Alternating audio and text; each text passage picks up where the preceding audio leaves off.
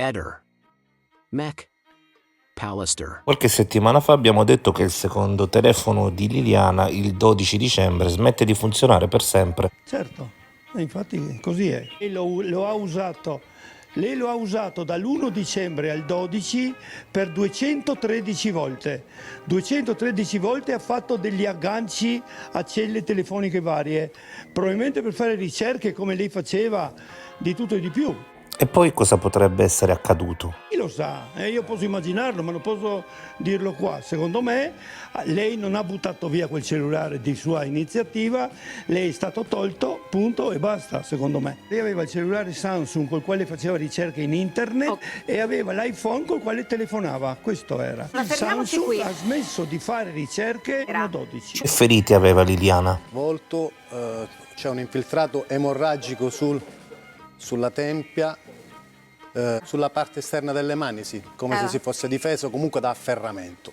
Alla tempia? I nostri consulenti parlano di un infiltrato emorragico comunque presente, quindi dovuto a una percossa, parlano insomma di un colpo contundente. La frattura nasale, i consulenti della procura non riescono a datare, o meglio ancora non lo fanno, e parlano anche, fanno riferimento ad una frattura che potrebbe essere antica. Noi abbiamo avuto modo di parlare con i parenti di Liliana e nessuno Ricorda questo evento. tant'è che abbiamo chiesto un accertamento specifico. Poi ci sono le famose lesioni sulla lingua e sul mento. Questo il da consulente spiegare. della procura non lo spiega, fa riferimento a qualcosa insomma di, mettiamo tra virgolette, di strano, di particolare, però noi riteniamo, anche alla luce del fatto che c'era del sangue e quant'altro, che potrebbe essere compatibile con una mano sul mento, sulla bocca, per poi portarla a quella che è stata la causa del decesso, l'asfissia da soffocamento. Il dato è che,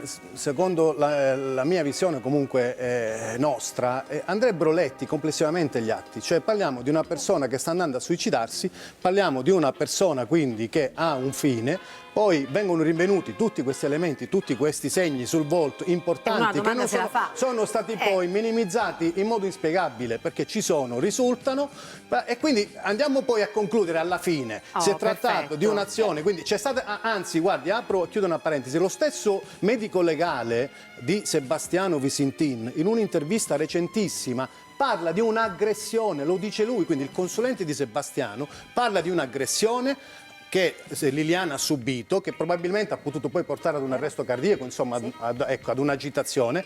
Parla poi di omicidio, non si sa se è omicidio volontario, omicidio preterintenzionale, però di sicuro lo stesso consulente di Visintin ci dice che Liliana è stata vittima di un'aggressione. C'è un'assenza di elementi che portano a dirci un appuntamento a 2 ore dalla scomparsa, doveva vedersi doveva andare al negozio Wind e poi vedersi con Claudio. Siccome la procura cerca di spiegare quelle lesioni che ha sul volto con una caduta, non c'è una traccia di fogliccio, non c'è del terreno sul corpo. I vestiti di Liliana erano pulitissimi, integri, e né ci sono tracce di sangue comunque nell'immediatezza con quelli dove è stato trovato il corpo. Comunque adesso con questi approfondimenti noi veramente aspettiamo questi risultati. Allora, Torniamo al telefono di Lilli che si spegne improvvisamente. Ma cosa può essere successo? Chiede a me?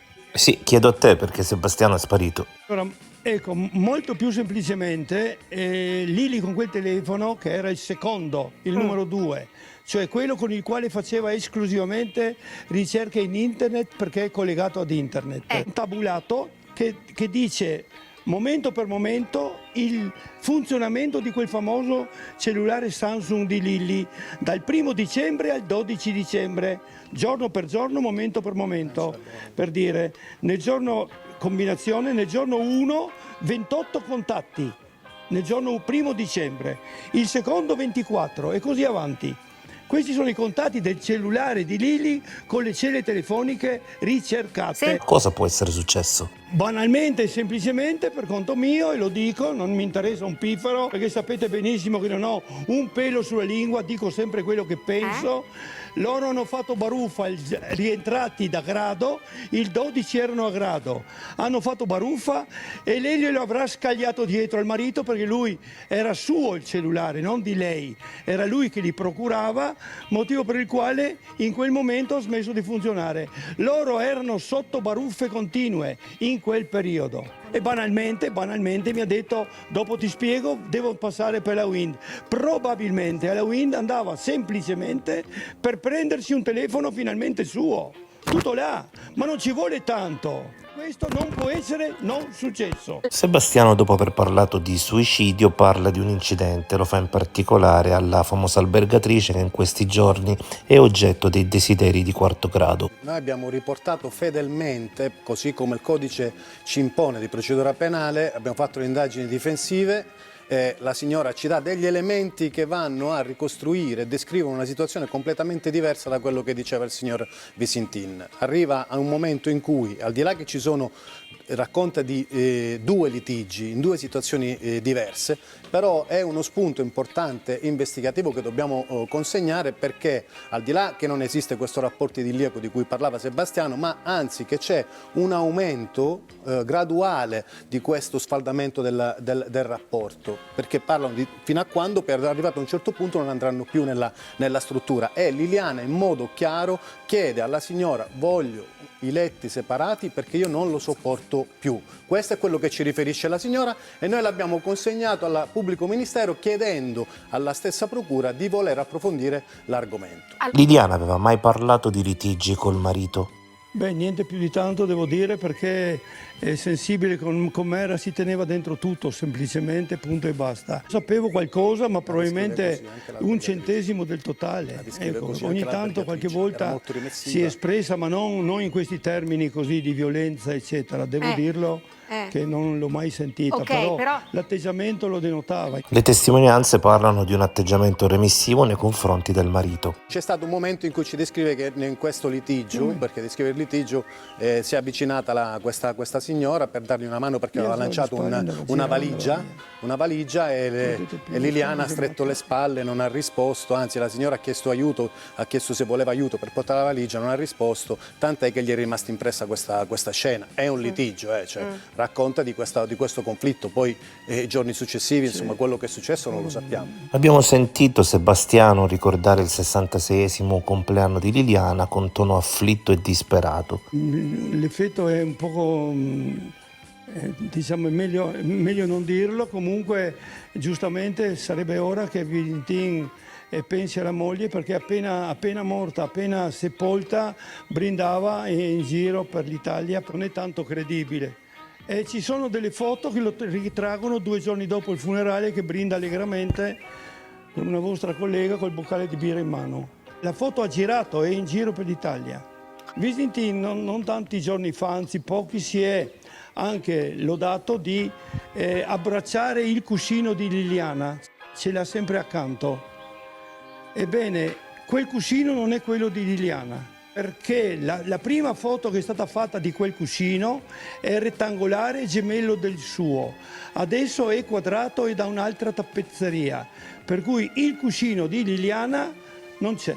Il suo era rettangolare, questo è quadrato. Aiutavo la mamma a cambiare le fodere dei cuscini quando ero piccolo, e so che si cambiano e si lavano separate. Sì, però motivo lei dice la forma non è ho quella. Ho pensato anch'io che era cambiata la fodera, ma la forma quadrata o rettangolare è un'altra. E tu come hai notato questa cosa? Beh, la risposta corretta sarebbe dal mio video di ieri. Immagini che sono andate in onda, sono immagini che girano, non me lo sono inventato. C'ho le foto. Io da 2 anni e mezzo non mi sfugge niente. Io non ho dormito una notte pensando a quello che potrebbe essere successo. Una notte, questa ultima compresa. Per cui Sebastiano dice di essere uscito alle 7:54 e di essere stato presso varie pescherie, e ne conta 6, a consegnare o a ritirare i coltelli che poi dovevano essere affilati. L'ultima pescheria, che è in Corso Italia, da quello che ci risulta, insomma, non riscontra la presenza di Sebastiano. Ritrovano questi coltelli, però chi viene sentito dice: noi non l'abbiamo visto quella mattina, quindi probabilmente forse ci sarà stato la sera prima. E questo è importante per quello che ci riguarda nella ricostruzione dei fatti, senza voler accusare Sebastiano, che Sebastiano viene visto e quindi viene confermata la presenza fino alle 8:48. Dalle 8:48 alle 9:12, quando poi il telefonino, le celle telefoniche lo danno la presenza presso il laboratorio in via Donadoni, c'è questo spazio di circa 20-25 minuti e le celle telefoniche di Liliana e di Sebastiano ci dicono che alle 9 circa si trovano in una distanza, insomma, vicine, il consulente parla a 1 minuto di distanza, quindi ci potrebbe essere un'ipotesi di contatto tra i due. È successo, non è successo, non lo sappiamo. Abbiamo consegnato questo elemento al giudice nell'opposizione, tant'è che anche in modo molto sincero anche gli stessi inquirenti, chi ha elaborato e ha studiato i tabulati telefonici, ha chiesto l'applicazione di un programma ben preciso per poter localizzare in modo corretto, preciso, i movimenti che sono stati fatti quel giorno anche dai tabulati telefonici e dai telefoni. Sono l'uccellino dell'Abruzzone. È già stato tutto controllato. Anche alle 8:25, però abbiamo poi l'immagine di Liliana che esce per andare, insomma, a lasciare l'immondizia. Alle 8:25 il telefono di Sebastiano e il telefono di Liliana agganciano la stessa cella. Quindi comunque Il discorso è questo: la cella telefonica ha a che vedere con un ampio spazio, ecco perché sarà importante con l'utilizzo di questo programma riuscire a capire in modo preciso dove si trovavano. Quindi è un'attività che dovrà essere eseguita dagli inquirenti, insomma dalla procura, perché il giudice le ha ordinate. Le hanno già fatte, lo dico io che sono l'uccellino dell'Abruzzone. Molti invece sono convinti che Claudio Sterpin sia Jack lo squartatore. A voi risulta? Abbiamo fatto lo stesso lavoro, il collega l'avvocato Gentile nell'opposizione ha fatto lo stesso lavoro che è stato eseguito per le dichiarazioni di Sebastiano. Noi non abbiamo scelto, non lo scegliamo, anzi un responsabile. Tutti i soggetti coinvolti vicino a Liliana sono stati oggetto di approfondimento anche investigativo, e lo stesso lavoro che è stato fatto per Sebastiano e quindi per le celle telefoniche sono state fatte per quel che riguarda Claudio. Anzi, però Claudio abbiamo molti elementi che ci dicono che cerca Liliana quella mattina, fa varie telefonate al telefono di Liliana, tant'è che poi lui si presenta dall'amica Gabriella e dice: guarda che non ho visto Liliana, per favore puoi andare a casa a capire se Liliana è tornata. Va vicino casa quella mattina quando non vede, e Claudio lo può confermare perché ce lo dicono, e tutte le dichiarazioni di Claudio sono state riscontrate anche con le celle telefoniche, quindi quando dice di essere stato su un posto abbiamo un riscontro. Claudio aveva già venduto da tempo il furgone, il passaggio di proprietà è stato verificato dagli inquirenti, non avrebbe uno scooter, avrebbe una bicicletta però un po' in disuso da sistemare. La sua auto era ferma, lo conferma il GPS. Ci sono, come dicevo prima, ci sono degli accertamenti sui tabulati telefonici, di nuovo una rivalutazione di quello che è stato rinvenuto, insomma è ritrovato, parliamo dei vestiti, quindi si sta facendo una nuova indagine, tant'è che il giudice consegna alla procura ben 25 punti da approfondire. Mi ha detto Roberta che i 25 punti sono stati controllati e dati in conflitto, non ne sono stati rilevati. Quindi è come si riparte da zero e ricostruiamo di nuovo tutto, perché quello che è stato consegnato in questa fase non ci basta, neanche per chiedere l'archiviazione. Quindi il giudice non è convinto della ricostruzione che aveva dato la procura. Aspettiamo, ritengo che una parte, insomma, importante verrà ricoperta da parte della medicina legale. Chiedere giustizia se non c'è un'altra via. Cioè io voglio la verità, voglio sperare che la Procura di Trieste, cambiando indirizzo rispetto a quello che ha fatto 2 anni fa, io lo sto dicendo da più di 2 anni, voglio sperare, grazie a tutto quello che è emerso, ho veramente grande speranza che la verità emerga, altrimenti mi prendo e vado a Montecitorio, voglio la verità. Punto. È evidente che io mi auguro di no. Voglio sperare, Claudio, che venga fatta un'indagine come doveva essere fatta 2 anni fa. Zio Fulvio, tu non parli più? Sì, d'accordo. Mi pare che Liliana sia sparita da casa da 28 mesi, 29, 30, non so neanche quanti. E continua a venire fuori nuove teorie, rivelazioni, insomma, la telenovela continua, insomma, dai. Già con i dati in possesso si nota che il cellulare durante la giornata viene. Chi conosceva Lilly sapeva che il suo orario di uscita da casa era sempre più o meno quello. Infatti anche quando passava per il caffè, L'orario a cui se ne andava era sicuramente sempre prima delle 9. Ricordo tante volte di averla salutata o vista dalla mia finestra, mentre riassettavo la camera, il suo scendere con piccoli e veloci passi, con sempre in mano solamente il sacchetto dell'umido, il cui contenitore si trovava all'epoca a pochi passi da casa. Insisto con il dire che quel giorno lei con i sacchi di immondizia era anomala, era loro consuetudine che se uscivano insieme con l'auto portavano i sacchetti all'isola ecologica, o li portava solo lui con l'auto, come logico.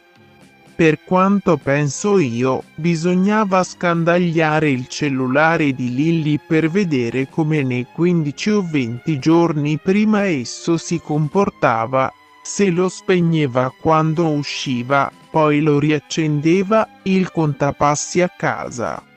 Già con i dati in possesso si nota che il cellulare durante la giornata viene persino spento. Il lunedì mattina la cella telefonica aggancia via Giulia, centro commerciale, dove anche il più delle volte faceva i prelievi bancomat e dove sembra parli, la mattina del 13 con il presunto amante. Lei andava molto spesso a piedi verso il centro città, diverse volte passando con l'auto, le dicevo Lilly dove vai? Lei rispondeva verso il centro città, dai salta su che facciamo la stessa strada. Rimarco questo perché sono sicura che lei può essere salita unicamente con qualcuno che conosceva bene. Ehi, non dimenticare di iscriverti a questo canale.